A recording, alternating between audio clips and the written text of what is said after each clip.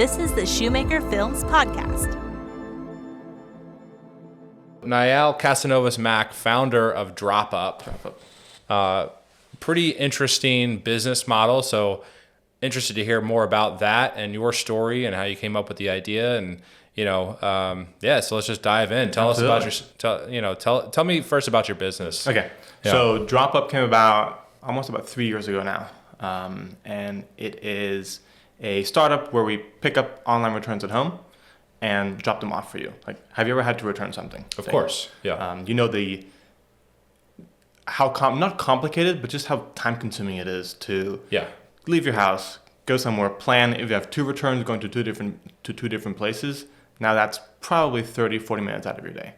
Yeah. And so DropUpp kind of solves that solution of the same way you ordered something to your house, use the same way you return it. Just drop it off at your front door, side door, porch. We'll come, pick it up, drop it off at UPS, Whole Foods, Staples, post office, anything, anywhere where it has to go. Yeah. We'll pick it up and drop it off. So any brand, any As long company? as you have a PDF of the label, Yeah. or a QR code for the thing, we can handle it. Yeah. So you're essentially just saving the customer's trip to UPS, FedEx, USPS. Correct. So we are a total convenience service. Right. So Okay. there's some customers who will do their own returns, but sometimes they have 2 or 3 items going to different places. That's when they use us. But if they're going to Whole Foods and shopping anyway, they'll do okay, I'll do it myself, and that's fine. Like, it's not for everyone for every situation. But we have some customers who just use us religiously. Weekly. Yeah. We're going to pick up a bunch of items at their house weekly. Okay. Yeah. So you're really benefiting from people being lazy and people. We like to look at it as not lazy, but busy. But busy. Busy people. Sure. Yeah. Yeah. And it is the sign of the times that people are very busy. Yeah. We do. I mean, I do pretty much all my shopping online, right? Except for. It's like 95%. Yeah. If I bought a pair of jeans, my once every 2-3 years pair of jeans I got to buy, at the mall. But other than that, everything's Amazon. We do a lot of our grocery shopping. Yeah. Whole Foods, they deliver now, Yeah. which is great, as well as Instacart too. Costco once a month will do delivery as well, which is a game changer. Yeah. So you're saving money. In my opinion, you're actually saving money by e-commerce. It's the time. You're saving your time, but also you're not buying all the stuff on the shelf that you're walking around at the store. You just buy, oh, look at that sauce. It's like $15 at Whole Foods or whatever it is. So, you're really providing that connection of, hey, something doesn't fit. I don't need this anymore. It's not what I expected.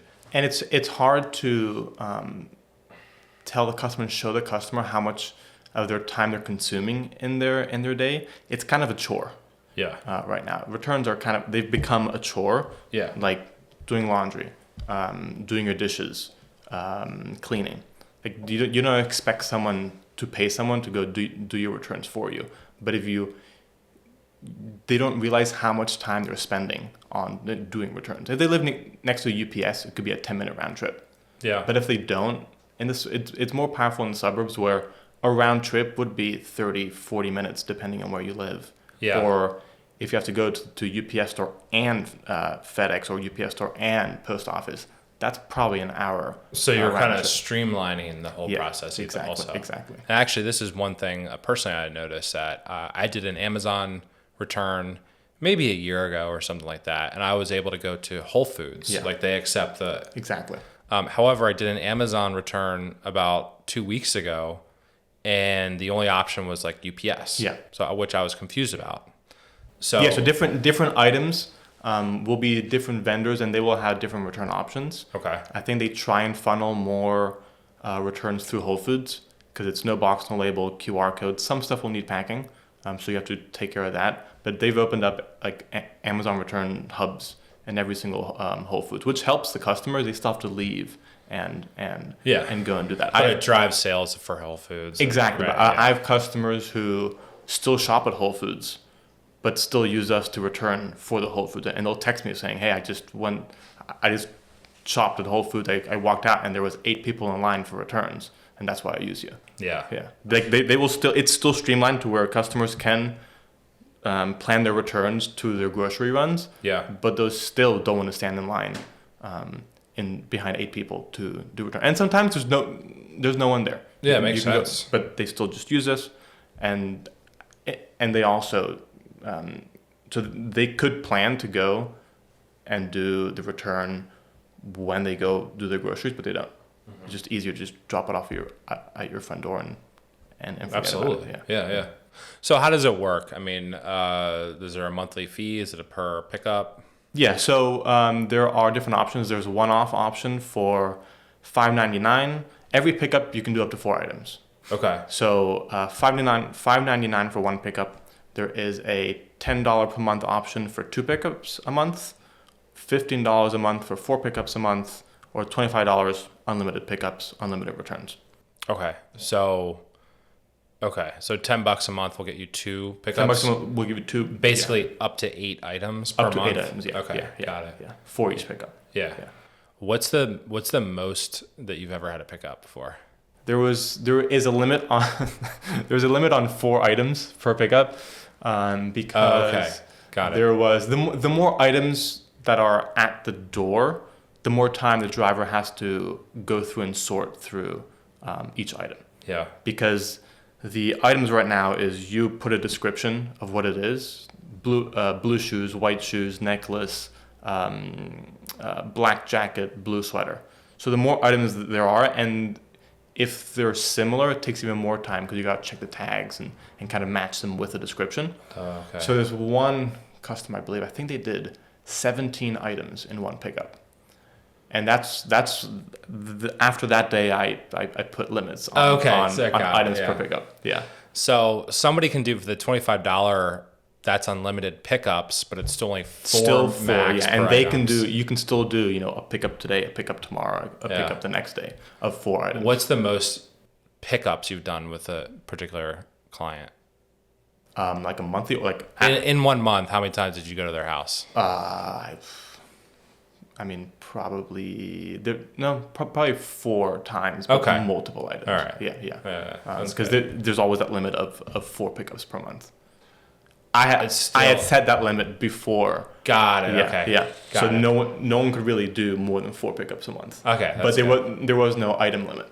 Got it. Until I arrived and there was the 17 items. They were very well labeled. I will give kudos to that customer. Yeah. It was, it was like 1 through 17. Yeah. And it was 1 through 17 in the description. So I will give that customer kudos for that. It was very easy, but it was still 17. Yeah. And I also added a size limit too, because there was no size limit before. Okay. And so I picked up another customer, and they had 2 huge, I guess, bed frame things, and it was from the front of my car all the way to my trunk. And after that day, now there's a size and weight limit. That's for items. So you just go learning. Because you can buy like mobile homes on Amazon now. That would be quite the predicament. Yes. That's when you say, hey, you call the company, say, hey, I can't put this in my car. Yeah. And another one, there was one customer who scheduled for an area rug. And he's like, area rugs, they could be big, they could be small. It was big.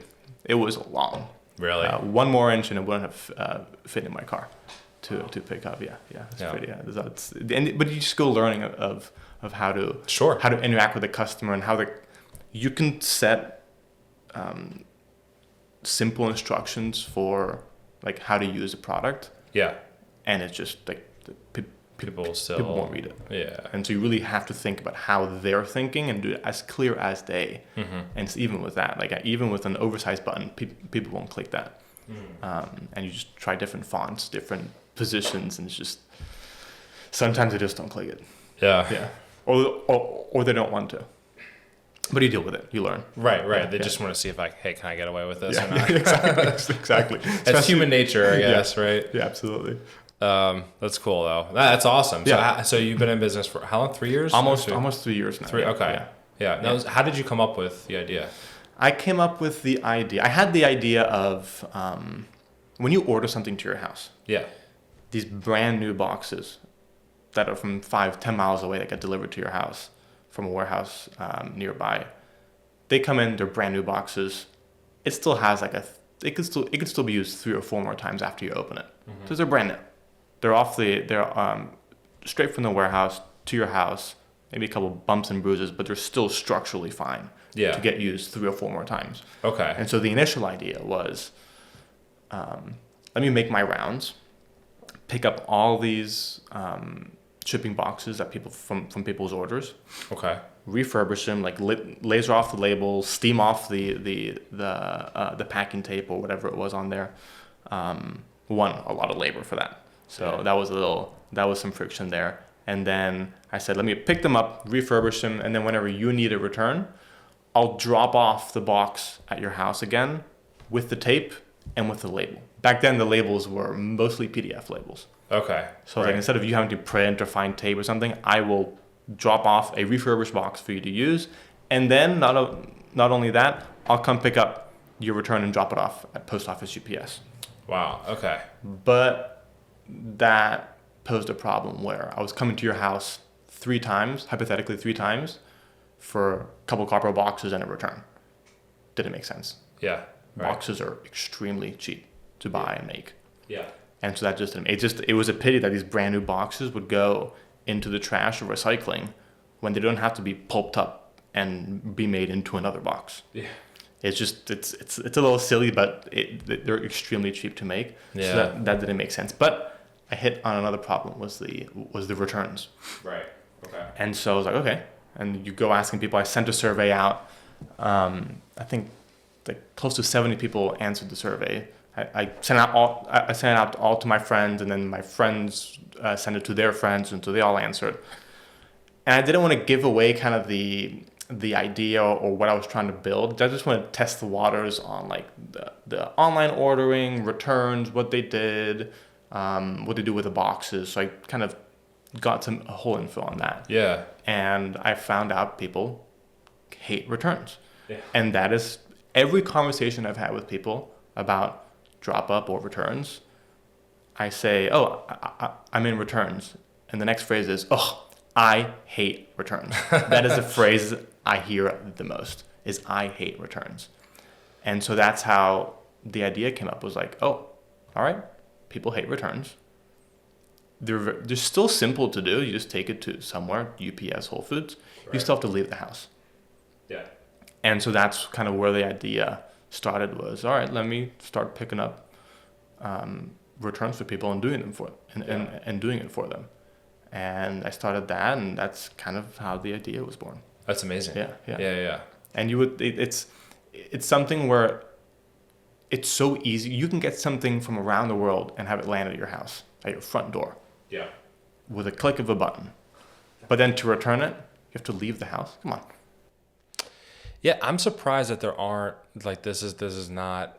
I'm surprised too. Yeah, I mean, I know that, I don't even know, you used to be able to schedule a pickup by FedEx or UPS or something like that. You might be able to do that still, especially if it's business. You can still do that. Okay. I've talked to a lot of customers, and like for example, the UPS pickup windows, they'll give you I think it was like a 4-hour window. Yeah. And sometimes they don't even show up.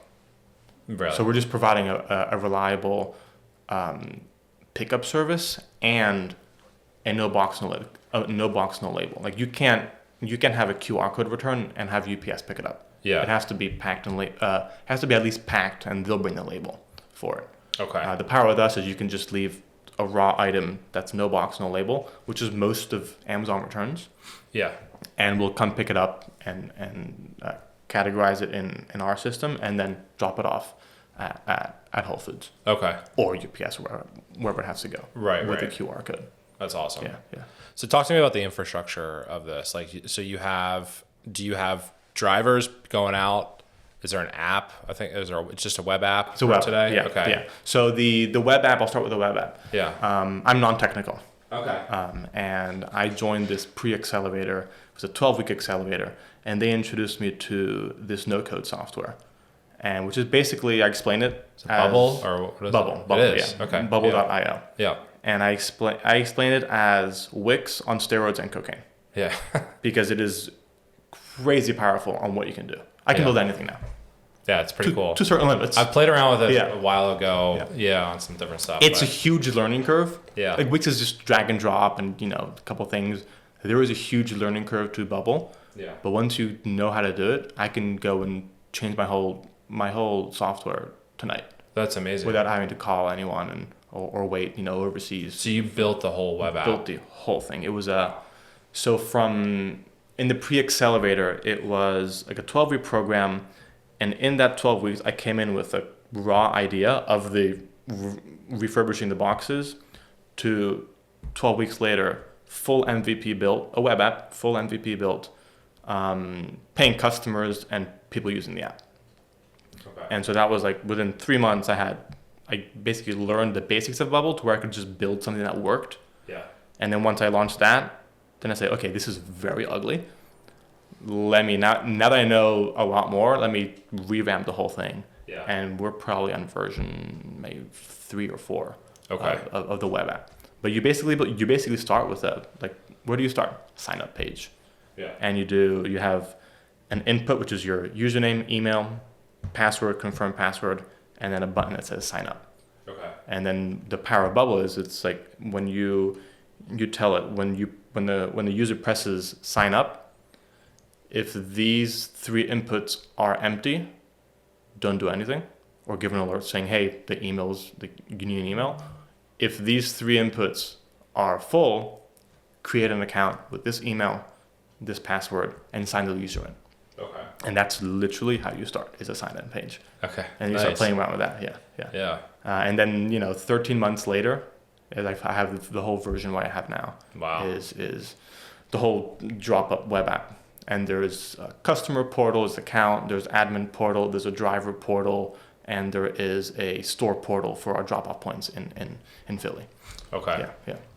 Yeah. So that's a newer part of the business, right? You have physical drop up. So locations? I haven't come up with a word with it yet, but it's for now it's drop up drop offs. drop off points right now. Yeah. I have not come up with a name for it, but it is the home pickups for the cities are more complicated. Yeah. Because you can't just leave it outside.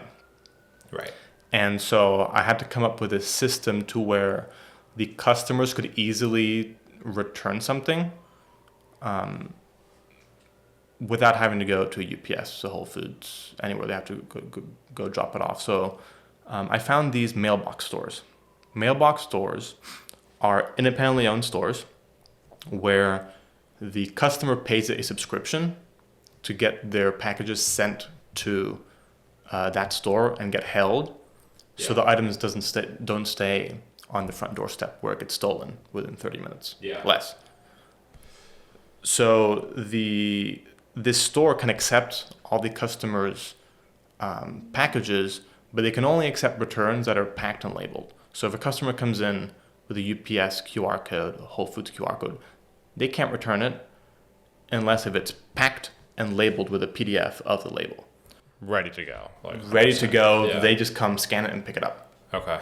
And so I was like, oh my God, I can give these stores access to handling not only their customers' packages, but also the customers' returns. So in one-stop shop, they can do anything that they order online or have to return. Great. And then they can plan to drop their packages off when they're picking up their next order, which is within a couple days of picking up the last order. Yeah. So there's no time spent returning. They're already going there to pick up their items. They're just dropping the stuff off there and picking up their next order and going home. Yeah. And so that's been new in the past 3 months. Okay. Opened up. I'll be doing my 8th location tomorrow, Tuesday. Nice. So it's been very exciting. Yeah. So these are essentially like mom and pop owned mailbox shops? Independently owned stores. There are what's called a mailbox store, which is more of the ordering, but also a pack and ship store, which are you go there, you have to ship something. They have better rates, and instead of having to go to a UPS, you can just ship it from there, which is closer to your house. Yeah. So all these locations now, you can not only ship stuff and receive your mail, but you can also return anything you have as long as you have a QR code. You can drop it off right there. Yeah. Nice. That seems like that in and of itself is a great idea. I used to live in South Philly for like probably 7 years ago. So and like obviously package theft was a huge issue. we never really got around, but it was just kind of like we just ordered less or had stuff shipped to our, parents' house or whatever, exactly. or at work. I had a lot of stuff shipped to my office down in downtown. So so these mailbox stores now are kind of popping up around Philly just to help the neighborhood kind of handle their even if there's no theft problem, you're just uneasy and you have to wait at home. If you work from home, sure, you can pick it up, but sometimes you just miss the knock or miss the doorbell. Well, you might not use the doorbell, sure, but the package just sits out there, and you're just uneasy. Yeah. So they sign up anyway to go for these mailbox stores. Yeah. And they appreciate the extra foot traffic, right? Of like, hey, we're gonna put a DropUpp box here. They don't mind more people. Yeah, and that's what it's not a DropUpp box. I'll explain that a little later. But okay. They don't.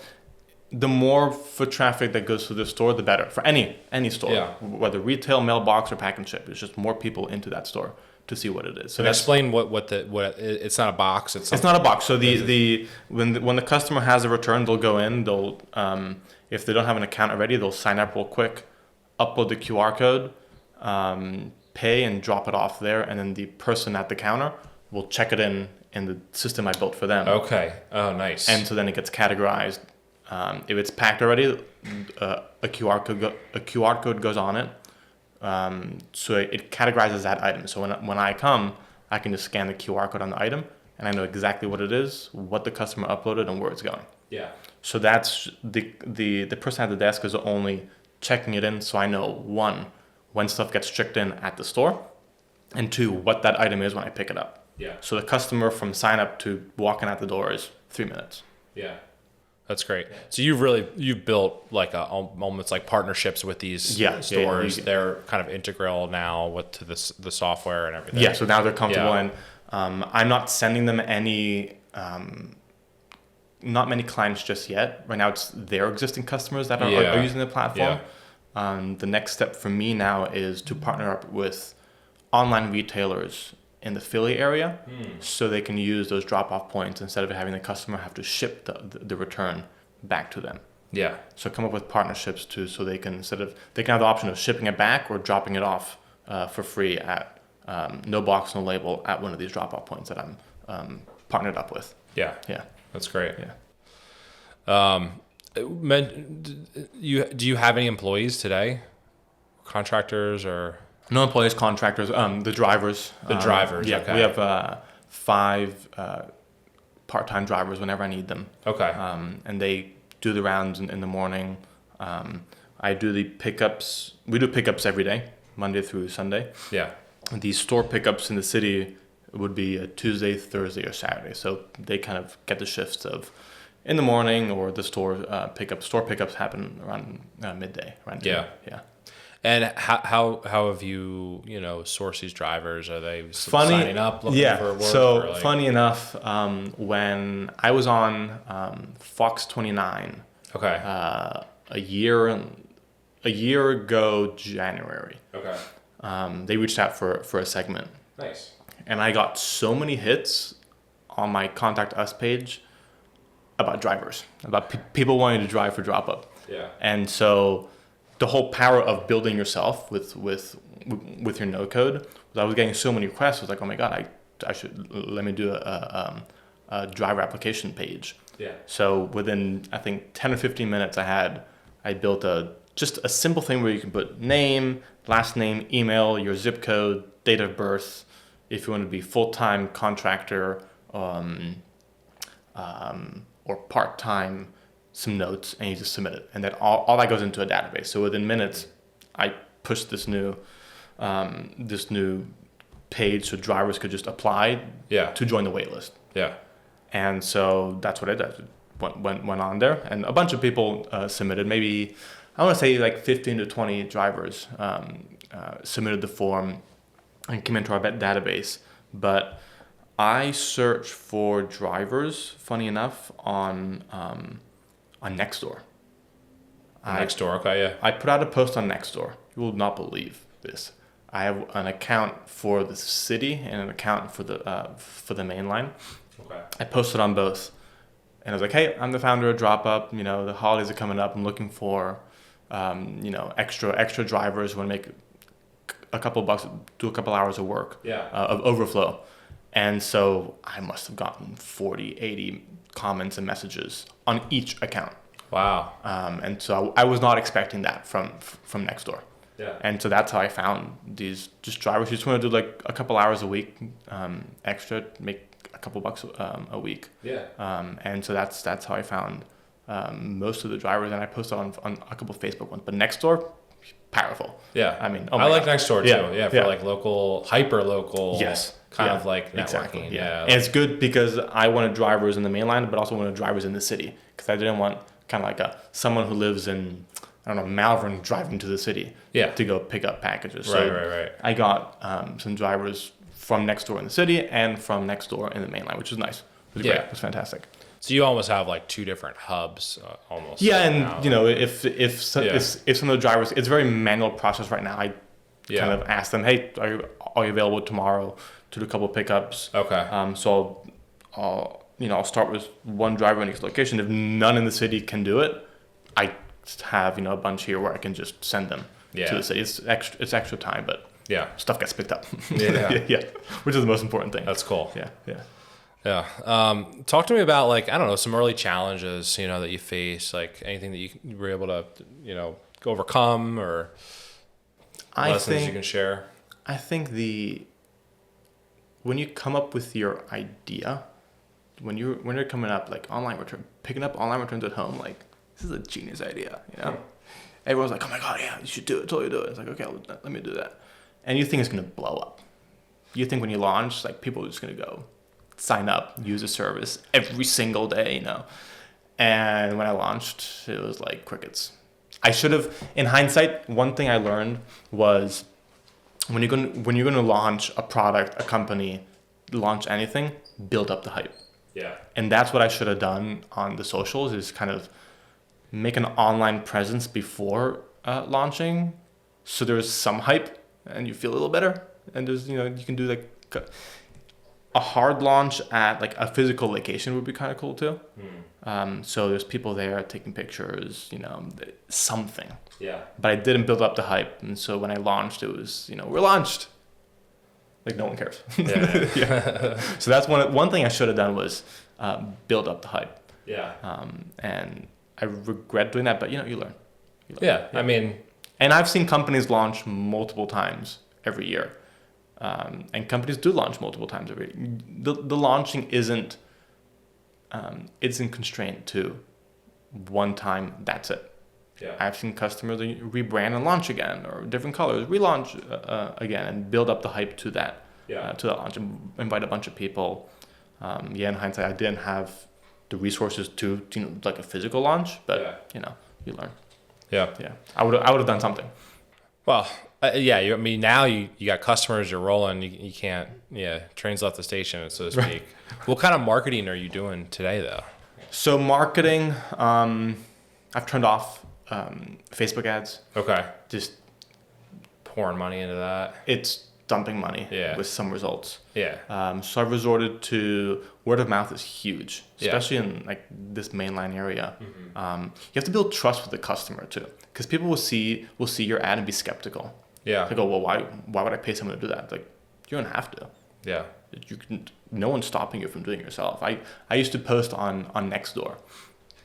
I was trying to find ways, like, because you can't self promote on these Facebook groups or Nextdoor. Right. Yeah. And so I was trying to find ways to just kind of promote, get the name out there. Yeah. And so on Nextdoor, I'll be like, hey, I found this cool company, DropUpp. Yeah. They come pick up your online returns at home. I use it in my household, and people chew you apart. It's crazy. People have I think people just sit there and just kind of find posts. Of course, just attack you. What kind of stuff were they saying? Like who's gonna pay for this? Like people can do it on their own. People are so lazy. Yeah. There was one. Sure, but you're saving time. But people don't understand the time / value that they could be saving, and that's fine. DropUpp is not for everyone. Mm-hmm. It's not for everyone yet. And like even I was running ads, and there's this one person just commenting on every single DropUpp ad. I don't know what they did. They would just find every single one of them comment, oh, well, people are lazy. Like, why would people pay for this? I do it on my own. I was like, that's fine. Like, you can just scroll past it. Just scroll past it. They probably commented on one ad and then just kept getting served ads, and now they're probably So, exactly, right. They're engaging. Oh, look, a potential customer. Like, no. Everything. It was just the nasty stuff. And I resorted to people, some disgusting stuff too. So I resorted to just being that account that just like responded with the same energy back. Yeah. That's like stuff I can't say, but it's just funny. Like you really like good for DropUpp, you know, just like boom, a burn towards them. It's I'm having fun. Yeah, I like a lot of your videos that you've posted. Also, do you want to talk a little bit about your? Yeah, so that's also content too is doing making your own content on a budget. Yeah, you have a $1,400 camera in your pocket that you use every day, and you don't use it for camera stuff. So I was like, okay. So I have a garage behind my house. I turned into a green screen, emptied everything out, cleaned everything, bought. It's incredibly cheap to buy like a 50 by 50 or 50 by 80 sheet of green screen. Oh yeah. It's like $50. And I was like, huh. So I got that, hooked up the bar, attach it to the edges, and it's nice. I mean, it's a good set. It's a good set. And I started doing my ads. My ads are kind of copied off of. Have you ever seen the Mint Mobile commercial? Yeah, with Ryan Reynolds. Yeah. I mean, he does. Those are good. Love those. Those are good. Yeah, love those. Yes, he has a more established brand, and you know exactly what they're doing. So I was like, okay, let me try and do those. And my ads are modeled after his ad too. That's awesome. Yeah, I don't know if you saw the. Did you ever see the Victoria Beckham, the David Beckham Netflix show?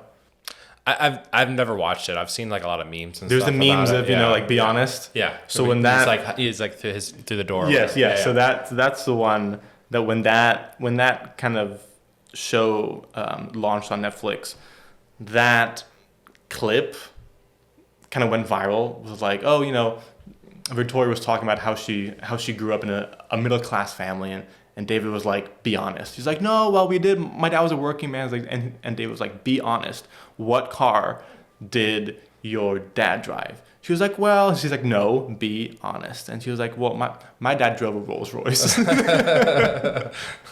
And so when that went viral, I was like, I have to do the same thing, but for DropUpp. Yeah. And so I got a friend set up. This was probably like a week after. I was like, I want to just recreate something, just so people can identify that people who know will know, and people who don't will just see like a nice little fun ad. Yeah. And so I got a friend, wrote up some lines, and we shot it in an afternoon. That's cool. And she was like, I think it was like, you know, I hate returns. Like returns are super hard. And I was like, be honest. And she's like, well, no, they are. And I was like, be honest. Like, what do you do? She's like, well, I was like, no, be honest. She was like, well, I sat it outside and someone does it for me. And so that's how that ad came. That's great. Yeah, that's genius. Like that's how you have to play. Just kind of like I think your brand really like is set up well to do like funny stuff like that. Yeah, exactly. And it's hard because I don't want to do all the ads myself, and it's also time too. Yeah, like the green screen ads. Yeah, I can have something out within 24 hours of when I think about it, but it has to be like full on, nothing but that for 24 hours. Yeah, like the Mother's Day one we discussed. Yeah. I was sitting home. It must have been like in the morning having my coffee, and I was like, oh my God, Mother's Day is tomorrow. And I wanted to put out something out for Mother's Day because a lot of my users are moms. Okay. So I have to put like Father's Day, Mother's Day. And it was the next day. So I was like, crap, I want to make an ad for Mother's Day. And so I spent the whole day before Mother's Day, from when I realized to the evening, I wrote up a whole script. Writing scripts, you can write a whole nice little script and read it. Sometimes it just doesn't sound natural. Right. So you have to write a script, say it out loud, perform it. It's like, yeah, that's not something someone would say. And so you just go and reiterating when it kind of hit like certain things and come up with ideas. And so in the evening, I think I'd done the script, and then I wanted a shirt that says "I love my mom." And so I went to TJ Maxx, bought a T-shirt. I have a whole vinyl cutter press T-shirt making in my basement. Okay. Previous venture. And so I was like, I want to make like "I love my mom" T-shirt. And so I designed the T-shirt. I went to like TJ Maxx at 7 p.m. I think. Got the T-shirt, got to it just in case the colors weren't good. And so I designed, cut out the vinyl stuff, pressed it onto the T-shirt, and I think by 10 p.m.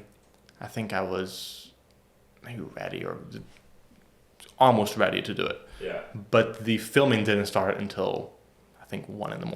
Oh my gosh. On Mother's Day. Wow. Yeah. And so I'm in a garage alone in the pitch dark. Outside is pitch dark. Obviously, the whole set's illuminated, but in 1 a.m, I'm starting to film this ad. And I think by 2, I had all my lines ready, natural, didn't need, the card in front of me, so I was just talking. And even though you have a script, then when you're filming, you say stuff, even if you memorize it, you still mess up. Yeah. It's like, oh, I forgot this, or you just forget different words, and or you just alter a phrase that has like completely different to what you had, but it kind of makes sense. Right. And so then you kind of alter. And one of the things was I wanted to like talk to someone on set. It's like, why are we charging the moms? It's Mother's Day. Right, like you're talking to someone. Like if I'm talking to someone and I'm alone at this point, I'm alone at 2 a.m. in my garage talking to nobody, Imagine someone opening up the garage door, I'm just there talking to myself at 2 in the morning. I don't know about that. Yeah. We lost them. Yeah. And so, so it was kind of improvising the lines, and I was happy with what I got. After 2, shut everything down, went home and started editing. Yeah. And I think I didn't finish until I want to say like 5 in the morning. Wow. For like I think it was like an 8 or 9 o'clock launch on the media. Yeah. Right. Oh my gosh. And for Mother's Day, we were ready. So under 24 hours from idea to launching. There was a lot of engagement on that, but I saw it was good. It was a fun idea. I did like that. Did you run that as an ad then? No, also? Or? No, that was just media. Yeah. Yeah. That's awesome. Yeah. And it's like I would love to create so much content, run ads, and have social media content creators create content. But there's so much I can do in a day. Yeah. Right. I think you could actually benefit pretty well from like UGC, like just people just saying, hey, there's this great service where they pick up all my crap. And that's what I do want to do, because I've seen like Insta360 does great commercial ads with UGC, where they'll just send a camera to someone and they'll say, all right, I'll send you a camera, just create, a content creator creating good content. And I did that, I think with 1 or 2 creators, but once they post it, the hype goes up and then done. And it's just there, and like it's not something.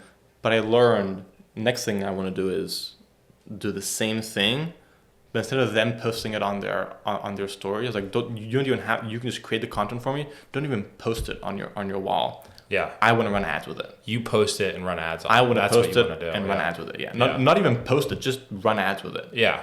And you can link both accounts to where she gets some views out of it, and I get some views out of it. Exactly. Yeah. So that is something I've thought about. I haven't executed it, but it's something I want to do. Is UGC, run ads, don't post it on your wall and ruin your nice beautiful feed. I just need someone to do content for me. And there's plenty of Philly and even mainline like kind of influencer type people that you could reach out to. Exactly. And then even just like no name random people, there's services online. As long as they can create good content from home. Yeah. By all means, I'll you can get 20. It doesn't have to be like someone who's a content creator. Yeah, it could just be someone starting out. It just looks authentic, and the good thing is that you don't have like a product. You don't have to ship them anything. They literally just have to get like a package or something that looks like a package and just they don't even throw it on their doorstep. They don't even have to use it. They can just kind of make believe that they're using it and just drop it on their front porch. Yeah, exactly. Something like that. Yeah. I also think that like a mailer, like a physical piece of mail. Have you thought about that? Actually sending those out? Very expensive. They are. It's very. I've looked at the post office routes. Yeah. And each route is like $300 to $400 plus the we're bootstrapping this. Per route. That's how much. Per route. Is that right? Plus, I guess for like a good one, we'll say like 5 cents per mailer. Okay. So if you want to get a good zone, you're spending $1,000 plus for a good post office route, and it's not worth it. Plus, you have to print all the nice glossy thing. Yeah, exactly. What I did do was, I would go around the main line on trash day, on recycling day. Okay.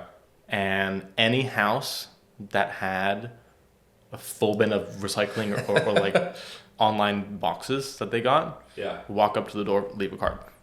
Not the mailbox, because that's illegal. Put it on their front doorstep. Is it? Yeah. It has to go through the post office. Right. That makes sense. I'm sure I've gotten stuff in my mailbox, but I'm pretty sure that is illegal. Yeah. Another thing I'm thinking now, my wheels are turning here, but like your drivers, right? After they do a pickup, they could like go to every house on that street with a flyer that says, "Hey, we just picked up something from your neighbor." So someone told me, they told me, why don't you have your drivers mistakenly go to like your neighbor's house, the customer's neighbor house, knock on the door, and be like, "Hey, I'm here to pick up a return," and they'd be like, "What?" And then be like, "Oh, isn't this 320 this road?" Yeah. And oh my God, it's next door. Oh, I'm so sorry. Just like immediate interactions before the actual customer. Yeah. Well, yeah. It's a little sketchy though. You don't want to do that. Yeah. This is but you offer a great service, and I feel like it's it's definitely needed, and it's pretty. It's something where business that we're building here. Where the online return home pickups is starting to grow, and people are starting to get comfortable using it. Yeah. Because if you had told me 3 years ago someone would do my returns, I'd be like, no way, I'm going to do it. Yeah. I don't want someone else doing that. What if they mess up? Yeah. And that's totally valid. But once you try it and everything goes correctly, whenever a new customer signs up, I always text them, "Hey, I'm the founder." Another mistake, going back to the mistakes I did, when I launched, I wanted to look bigger than I appeared. Like I want to be, my face wasn't on the website. This is who we are. We're a company. I wanted to kind of appear bigger than I actually was. I was a one-man band back then. Right. What I've seen works better is, "Hey, I'm the founder. This is my company. I'm doing everything. Like I'll be there tomorrow to pick up your It's awesome. your return. Yeah. Anything, text me." And so even now, when people sign up, I will text them personally, "Hey, I'm the founder. If you need anything," and I try and do any new person who signs up, I try and do the first one, just to kind of see that, just so everything goes right. Yeah. And if there's anything that goes wrong, I'm saying, "Hey, I'm the founder. I'm outside. I don't see a package." Yeah. And so I always try and do the first one, and kind of text them through the process, saying, "Hey, I picked up your package. I'll let you know when I drop it off." And at the end of the day, 3 p.m., I'll text them, "Hey, everything's being dropped off. You'll also receive an email notification." Because sometimes it goes to junk. So I've had people text me saying, "Hey, I didn't receive any alert that's been dropped off." Like, "Oh, it has been dropped off.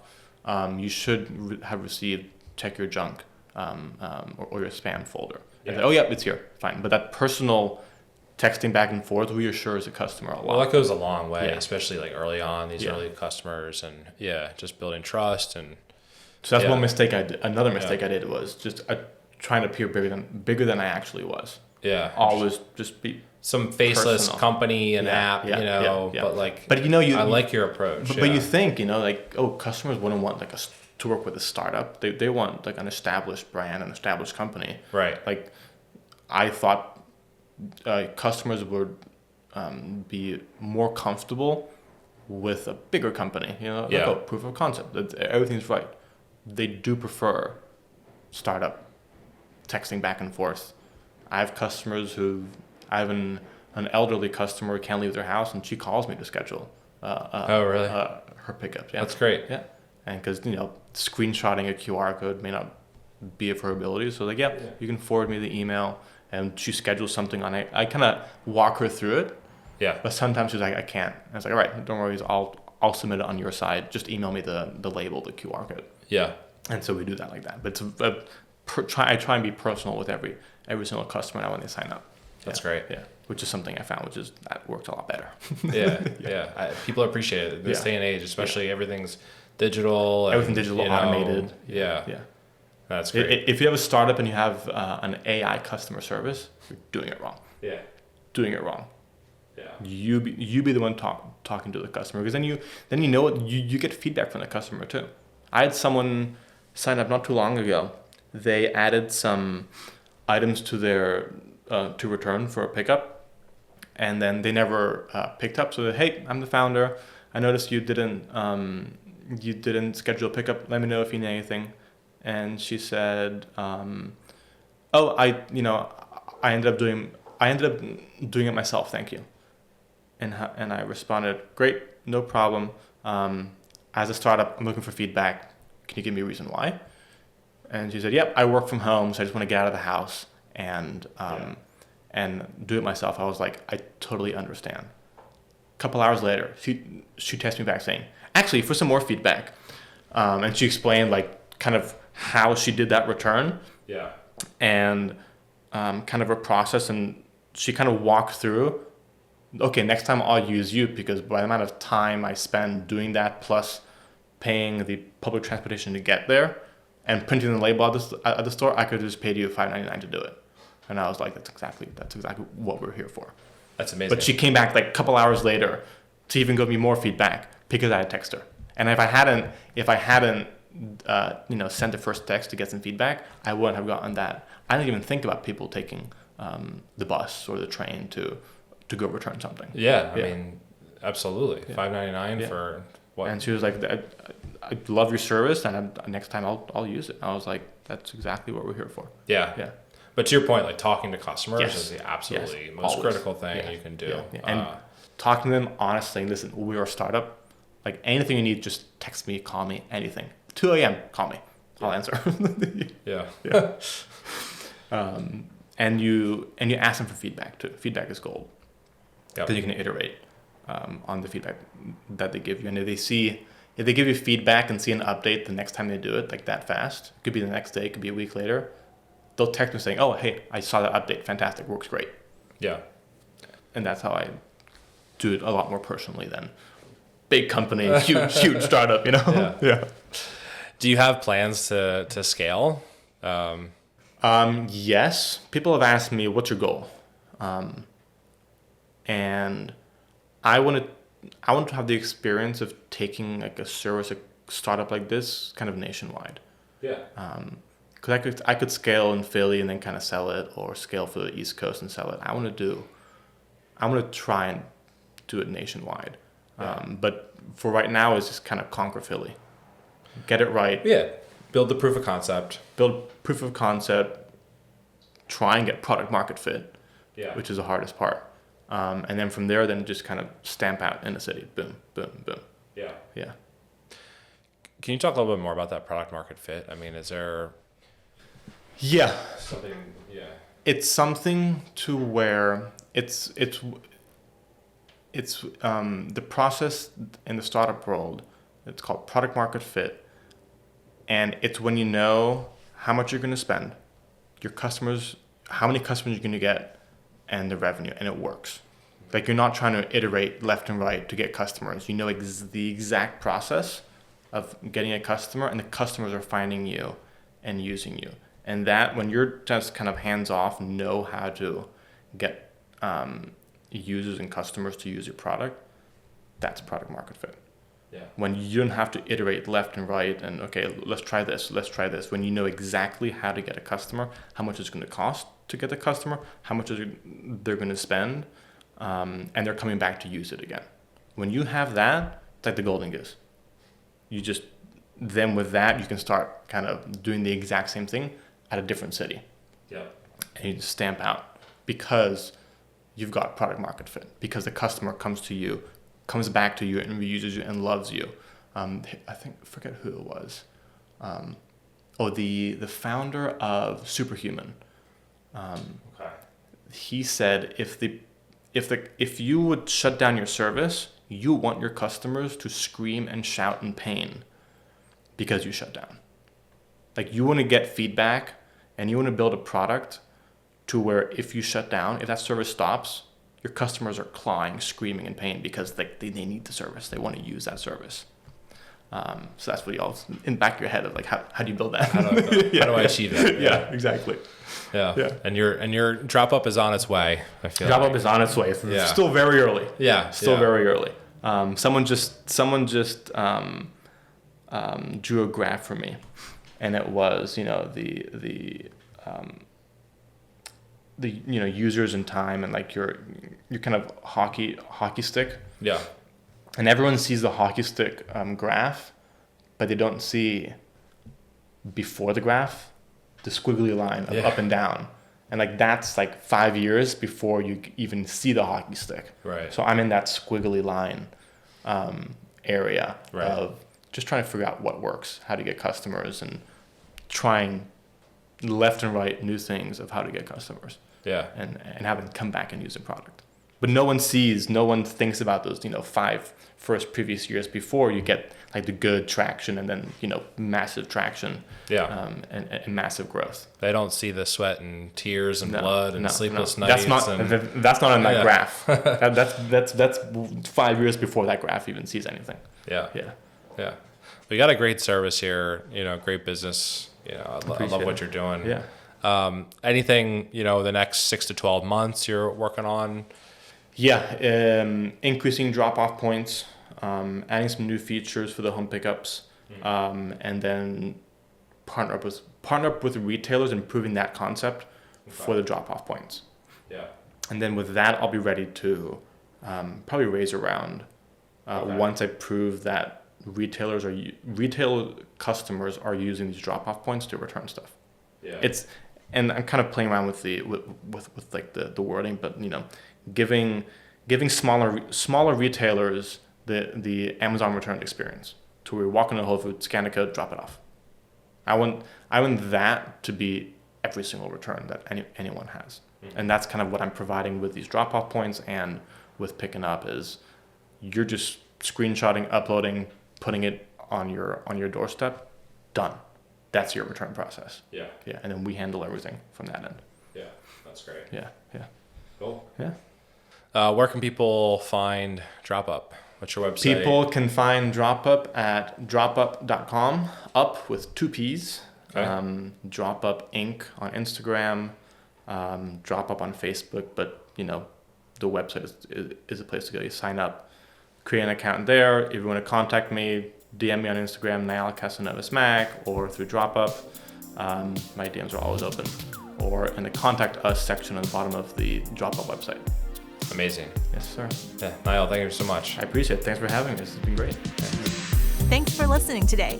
This was an original production by Shoemaker Films, LLC. If you enjoyed today's content, please consider subscribing on YouTube, Apple Podcasts, Spotify, and wherever you get your content. Follow us on Instagram at Shoemaker Films. If you're a business either interested in our services or you'd like to be a guest on the podcast, please get in touch by using the contact form on our website, shoemakerfilms.com. Thanks again, and we'll see you next time.